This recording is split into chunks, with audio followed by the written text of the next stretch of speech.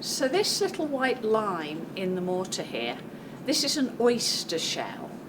You see them all over Old Edinburgh, sometimes flat like this, sometimes they're laid on the surface of the building, so they're little white circles quite often at the top of buildings. What we're seeing here is a classic piece of medieval scientific thinking. Witches, you see, cannot cross running water. The sea is water that moves constantly. Logically, therefore, if we put something from the sea in our buildings, witches cannot cross our threshold.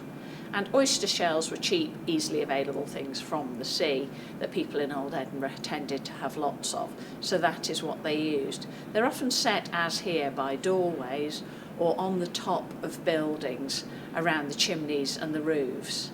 Scottish witches have a really annoying habit of flying down your chimney into your pantry and eating all your cheese overnight, and you just do not want that. So oyster shells around the chimney, that'll stop that happening.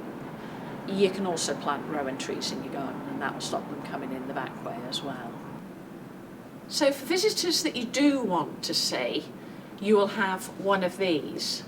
This iron loop here, this is called a risp. It's an Old Edinburgh equivalent of a doorbell before you had pull doorbells or anything in these very tall old buildings. So what you do is you take a stick or a stone and you batter it up and down inside the loop. This makes a huge noise. Everybody in the flats up above looks down at you. You shout out the name of the person that you want to visit. If they want to see you, the key comes down on a string.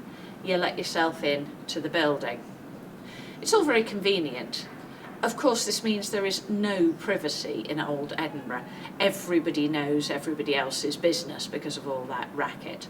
But in general terms, it's a pretty efficient system for a city that has flats up to 14 floors high.